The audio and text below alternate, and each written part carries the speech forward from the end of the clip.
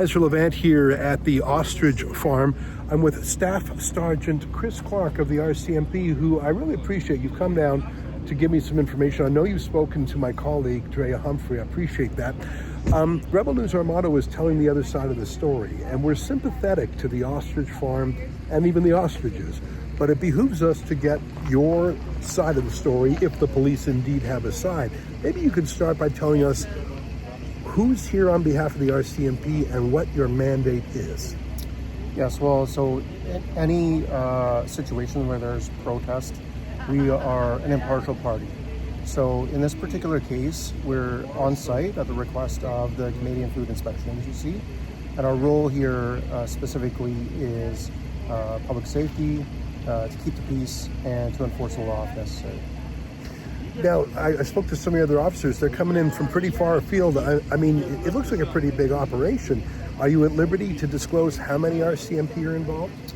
We don't speak to numbers specifically for operational security reasons. What I can tell you is there are a number of different support units under the critical response unit here. So overall operations is conducted by critical response unit, which responds to such things as wildfires, floods, things of that nature, as well as protests. Those support services that you may have seen over the last couple of weeks, we have remote powered aircraft system, obviously. We've got some medics here, among others. So to ensure that we don't compromise public safety in any one community, we bring in officers from across the province. It's like a pretty big operation. One officer said more than 30, and you just described other, the ambulance, which I think I saw drive by. How long have you guys been out here? Has it been a couple weeks now? So we arrived early morning on September 22nd, okay, and we will remain on site until CFIA concludes their business. Can I ask, maybe you don't know the answer, who's paying for that? Because you guys, I'm guessing there's some overtime, I'm guessing there's some hotels and restaurants, and even if it is just 30, and I suspect it's probably more, that's a pretty big operation. I don't have the specific like with the funding model is. So. The CFIA, would they have contacted you, or would, who said, hey, bring all the RCMP down? Does the CFIA have the power to do that, or was that a decision by the Solicitor General maybe? So to be clear, this is a CFIA operation. Okay. And so it's a search warrant that they've executed, and we're here at their request. Okay. Now, this police line that says do not cross, the yellow tape there, can I ask why that tape is there and by what authority? Okay. So the property north of Longueuil Road here is subject to a search warrant under the Health of Animals Act. Okay, but surely you've searched it in the last 2 weeks now. Okay, with any search warrant, we secure the property, quote unquote search. That search could take days, weeks, months. It depends on what needs to take place. So let's compare it. When we usually conduct a search warrant on, say, a residence for a drug investigation or a homicide, we will secure that property and only release it once we're completed what we need to do inside. But are you gathering evidence? Or really it's just whether or not these several hundred birds will be culled. It's not like you're protecting evidence in a crime scene, is it? I just feel like it's a turf grab that, I understand the power of the search warrant. It just seems odd that it's being used to keep people out from a vast area when there's no sort of searching going on. So again, to be clear, this is a CFIA search warrant that they've executed. Okay. And we're here to secure the property until the conclusion of CFIA business. All right, I have to study that a little bit more. It sounds like you're pretty resolved on the matter. Now, there's an enormous number of people here, and I understand it grows and waxes and wanes. Obviously, you guys want to make sure there is zero injuries, zero conflict and confrontation. I'm guessing maintain peace and order is your top goal. Do you feel like that you're going to be able to accomplish that? Because there's some people who here are very passionate about the animals and might try some civil disobedience. I don't have any information. Some of these people here are very emotionally moved by these birds, and they feel there's a grave injustice. what is your strategy for assisting the CFIA in a manner that does not cause human casualties? So as I mentioned earlier, our role here is public safety, keep the peace and enforce the law if necessary. So you mentioned this is a large operation. We have a number of resources here. It's a large property. So we're here to secure that property from intrusion or what have you. Certainly our goal is to have no conflict, no confrontation, no violence with respect to the protesters here. That would be the ideal situation. I can't say if there will be, based on what people are saying. We're prepared to make arrests if necessary, to enforce the law if necessary.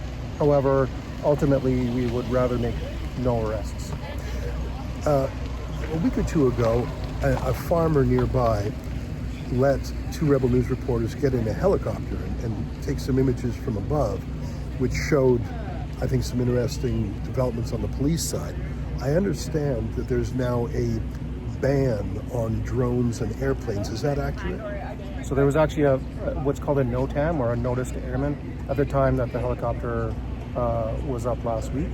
However, it wasn't very big. What wasn't big? The NOTAM. So it only goes to a certain elevation, and its radius is only so big. So we were aware of the helicopter. It did not. Okay, so for clarity, a helicopter could still observe if it was of a sufficient height. Yes, altitude. currently the current NOTAM is unchanged to my awareness. Would that allow certain drones to be used as well? Do you know how high it goes? Maybe it's not your department. No, it's not a question for me. I'm not an expert on drones. The reason I'm asking is because it doesn't seem like a safety issue. It seems like a, to be pejorative, a sneakiness issue. I saw some of the CFIA cops in full hazmat suits blocking the farm's surveillance cameras, and I thought, what's that got to do with the health and safety of the birds? And if they're bringing in these NOTAM rules against drones, I'm thinking maybe a drone buzzing near a bird would upset it, but it seems to me like the Food Inspection Agency are trying to do something in the dark and stop people from seeing it. That's how it looks to me. Am I wrong on that? So we'll go to the NOTAM. And a NOTAM is put in place for a police operation like this because we need to be allowed to have unfettered airspace. So we will put drones in the air, we will have potentially helicopters in the air, and we need to be able to operate safely. So that's strictly why the NOTAM is put in place.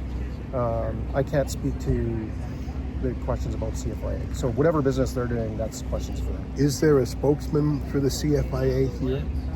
So they have their own comms team. I'm not sure. I don't believe they're here, but they're answering questions through their board. In a way, you're sort of in a pickle because you're not the guys doing the dirty deed, but you're the buffer, and you're the ones most visible. I've only been here briefly, but I haven't seen any CFIA.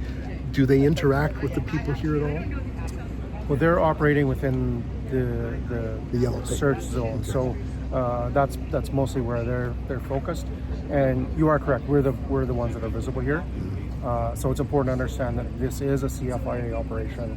We're here simply to keep the peace, public safety, and if necessary, enforce the law.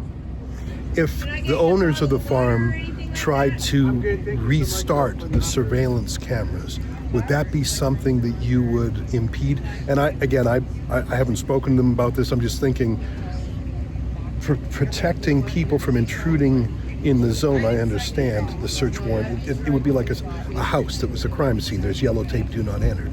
But when you deliberately take down security cameras, it's got nothing to do with a search warrant. That's got to do with being sneaky. Would you, as a police officer, stop the landowner from fixing those security cams? What do you mean, to enter onto the property? So this is all under the property's secured now. It's under a search warrant. Got it. So they could go on without CFI approval. So, for example, one of the owners was allowed on the other day to visit one of the ostriches that's injured. Right. but that would be with CFIA approval. So not something for us to really speak to. Do you follow what the CFIA is doing to see if there's anything that might be on its own illegal, or you just sort of, like you say, it's a CFIA operation, you don't really get involved? Like, because that seems to me that is mischief, that is beyond the scope of a search warrant, that's political, that's sneaky, and I mean, I don't know if the RCMP would abide that. Are you making sure that they don't take liberties, or is that just not part of your mandate here? Well, I think you need to look at the contents of the search warrant, because that may very well be part of it. I can't say. So that's something to look into. As indicated, we're here to enforce the law. So certainly, if we were to witness an offense, then we would need to take action. Last question for you: how's the morale of the RCMP? Because this, like you say, this is not your fight. This is the CFIA fight. This is Ottawa versus the locals. Like, it's a very strange battle, and in a way, I mean, look at you. You're very much identified. You have your hat. It says police. You're the one butting up against these upset locals, while the CFIA goes in incognito, hazmats, covering license plate, etc. That can't be fun. Well, this is our job. This is our duty. We swore. You do it whether it's fun or not. Maybe Exactly. it's not the crappiest job you've had, but it's not the best. So over the past couple weeks, as you mentioned, the crowd has ebbed and flowed. There's been increases and decreases. There's been overall mostly a peaceful crowd. Has there been any moments? Helps. Has there been moments when it wasn't peaceful? You said mostly peaceful. And I wouldn't say that it's not peaceful. Just more words have been exchanged, right? So, but we've built relationships over those 2 weeks. I think PLT the police liaison team was down here earlier and has been engaging with the protesters for months.